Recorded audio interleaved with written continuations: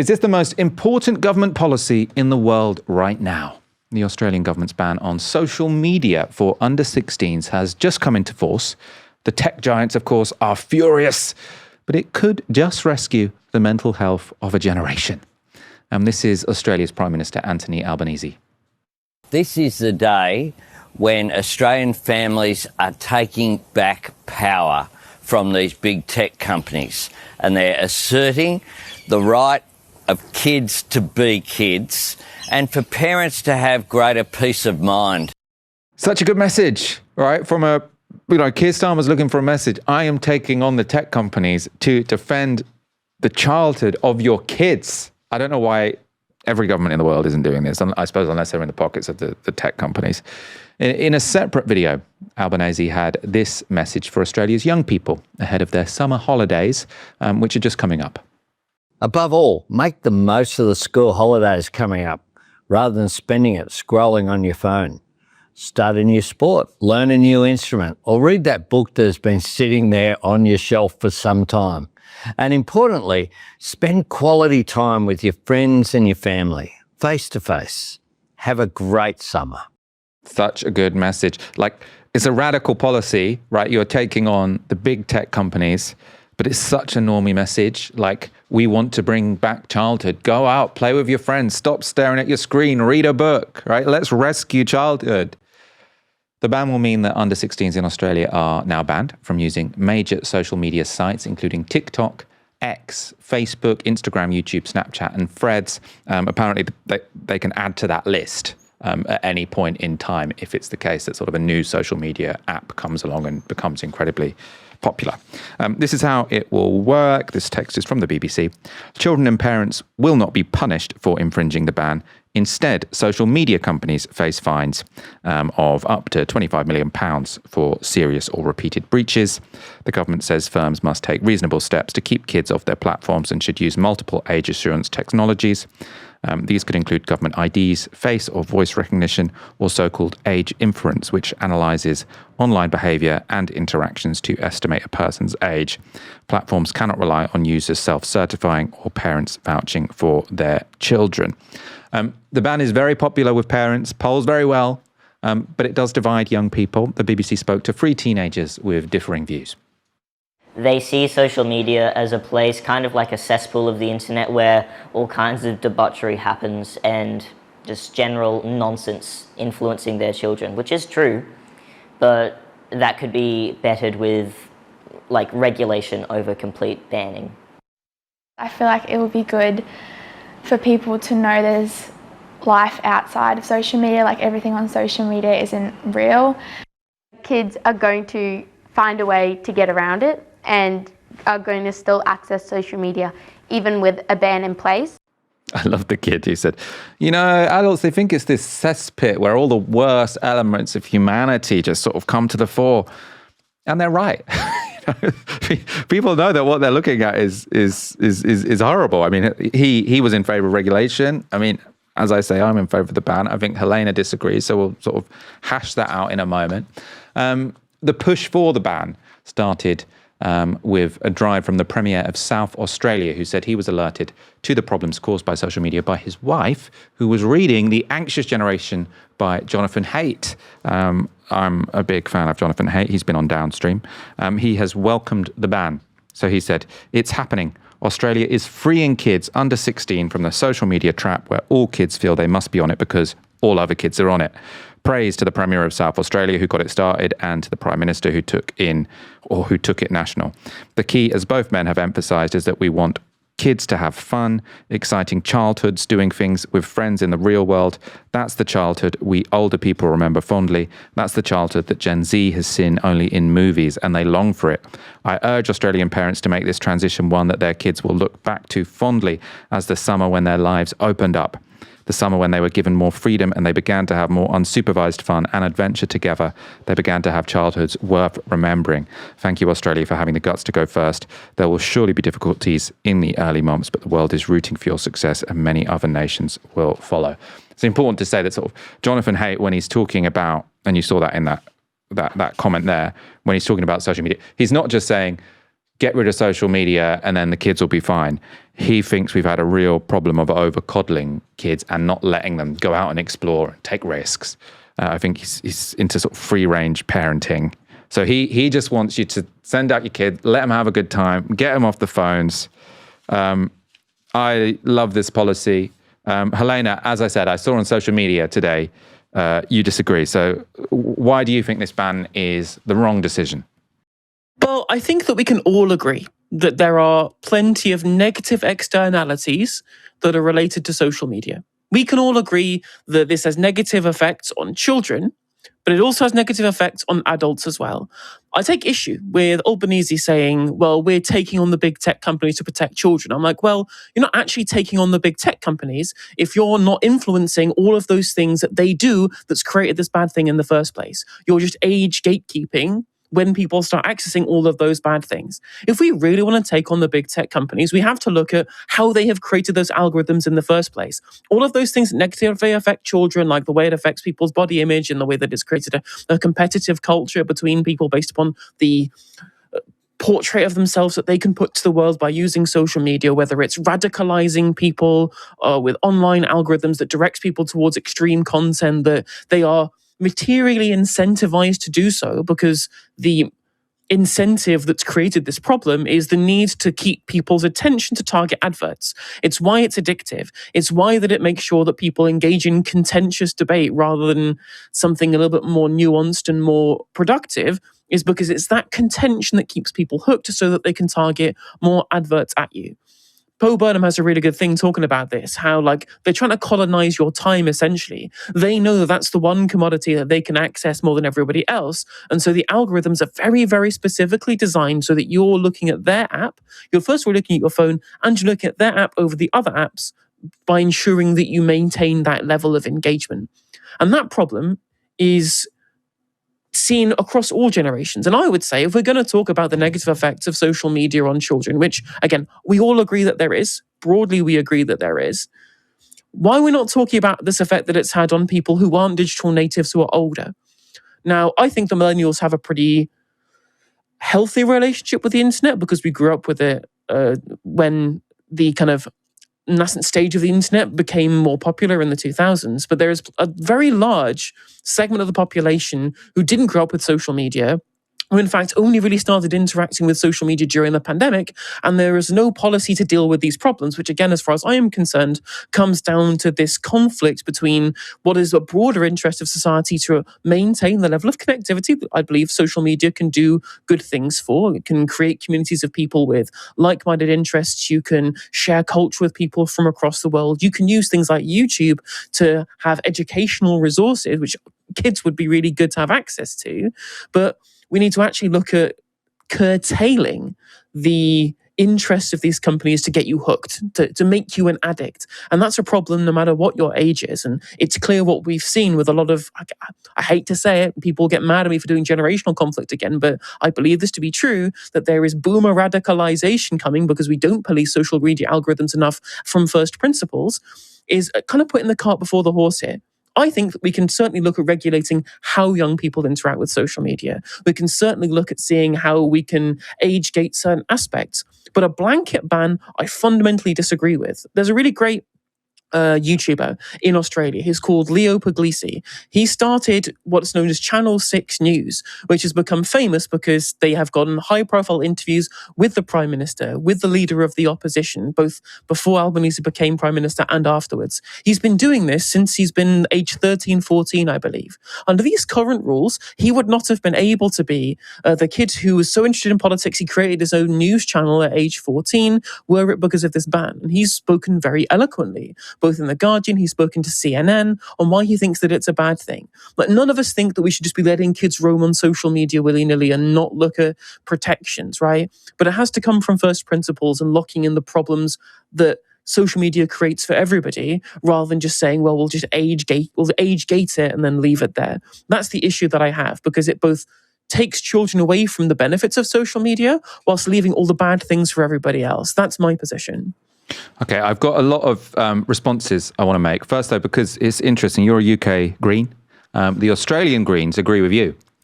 So there was sort of cross-party support for this ban. The two main parties in Australia supported it, but opposition did come from the Australian Greens. So this was their spokesperson speaking against the ban last year. Well, we're worried that this is a blunt instrument that's not actually going to make the platform safer, isn't going to make being on the internet for kids or young people safer, or anyone for that matter. And look, I'm a mum. I've got a teenage daughter. She just graduated this week from Year 12. Hi, darling. Congrats. But so I know what it's like to be, as a parent, trying to work out where the limits are. How do you educate? How do you put in place some safety mechanisms? How do you have a conversation with your kids about what is going on and are they able to see the red flags? But just kicking young people off social media until they're 16 and then dropping them in the deep end with no guardrails, no lifeguards, no skills to deal with it is really not the answer. And of course, these big tech companies, what they don't want government doing is going to the heart of their business model. What young people offer these companies is their data. They have targeted advertising directly to them. They're targeted with advertising, dangerous algorithms. That's all the stuff that drives the massive profits for these big companies. I'll come to. So that was Sarah Hanson-Young from the Australian Greens. I suppose I'll argue against Sarah and Helena and then go back to you, Helena. I suppose the argument that both of you made and that's being made by the Australian Greens, to me it just seems a bit like making the perfect the enemy of the good. Obviously, this doesn't solve the problem of social media, but if people don't join when they're teenagers and instead join when they're adults, I think that's better than them joining when they're teenagers. Like you could say the same thing about alcohol, right? You could say, well, maybe we should ease kids into drinking.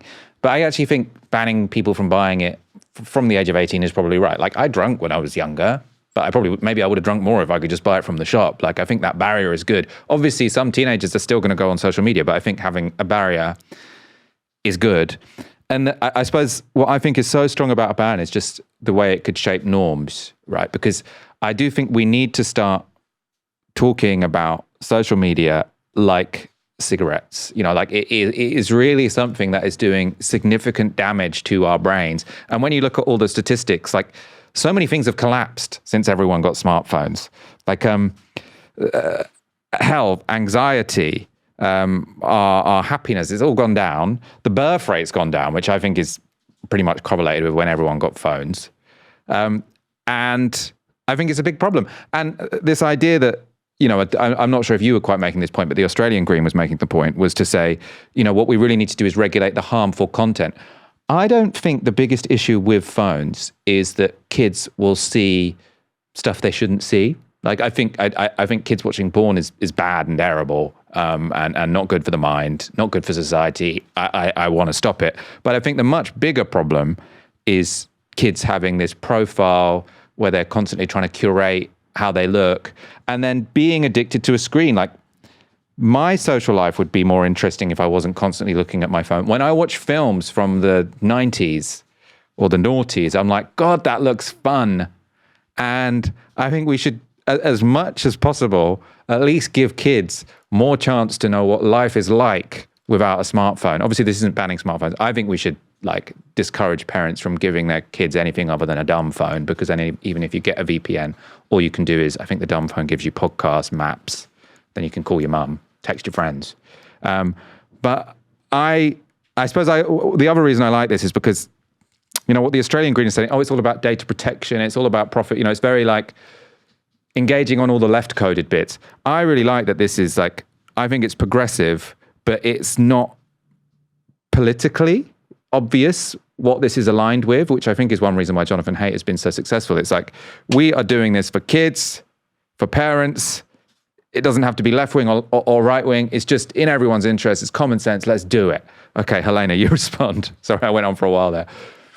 That's fine. That's a perfectly reasonable response. But like, I think like those two things you make kind of broader points there was this, the issue is kind of a technological one, and that there's this comparison with like alcohol and cigarettes. I'll tackle the latter first, which is that I think why this analogy doesn't work is that, I mean, I guess this is probably my opinion really, why I don't think this analogy works is I can't think of any positives out of alcohol and cigarettes, right? People engage in them, as far as I can see, entirely to their detriment. And we age gate them specifically because if people want to, fuck themselves up with these things, then that's their liberty to be able to do so. But we want to stop kids from doing something that we think is just kind of prima facie bad. And I agree with that kind of framework personally. I think cigarettes and alcohol are awful. I don't either myself. And whilst I would never want to stop anybody from doing them themselves if they want to do so, it's up to them. I wouldn't give any kind of positives that we would have for letting children interact with these at all whatsoever. Whereas I think that's not true with social media. I think there are reasonable things that kids do get out of social media, a level of connectivity, which they wouldn't otherwise get access to. Again, learning resources and learning materials that you can use, get access to, right? Like, I don't know where I would be if I wasn't able to watch documentaries on YouTube. I don't know where I'd be if I didn't have like this gigantic free library of educational tools, which I use myself, and I still accessed when I was a kid, at least not to the same extent, to be able to learn more. That massive resource is something that's really important to me.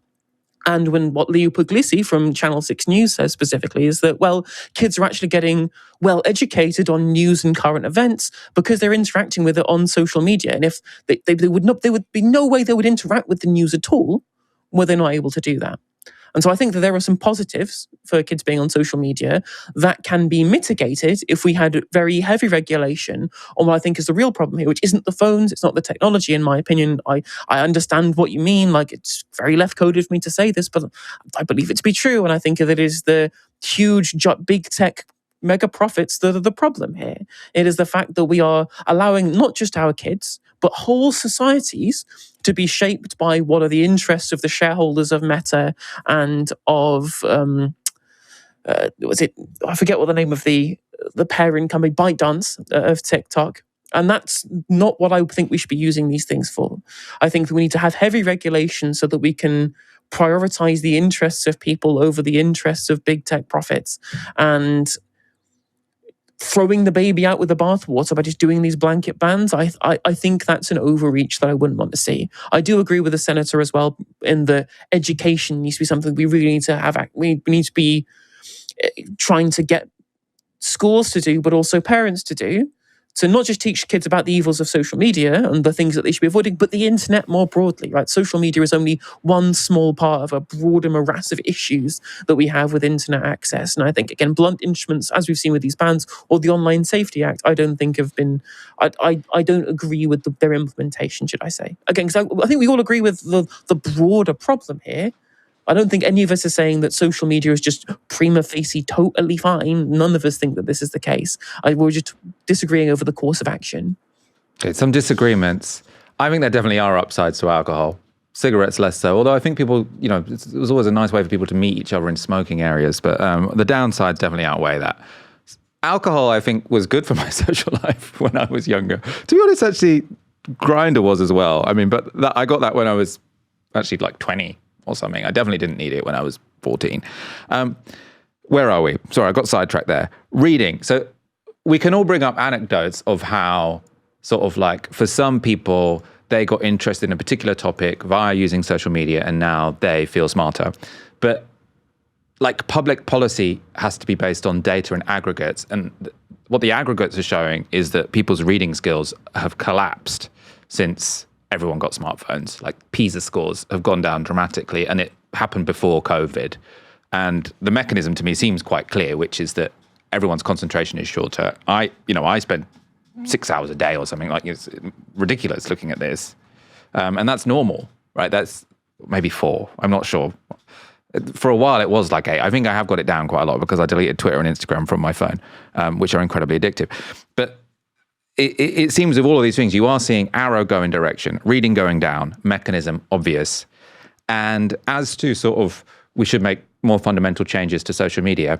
Yeah, absolutely. I'm totally in favor of that. But it would seem sensible to say, well, we're going to work out how we can make social media less toxic and addictive. But while we're doing that, we won't give it to the kids. We'll do that experiment, because this is a big, massive experiment. We'll do that big, massive experiment on adults, and then if we really think we've got it right, we'll give the phones back to the kids. But I mean, for me, I think the evidence seems to suggest that you take the phone off the kid, and so long as they've got a lot of friends who are also off the phone, they're going to have a better time.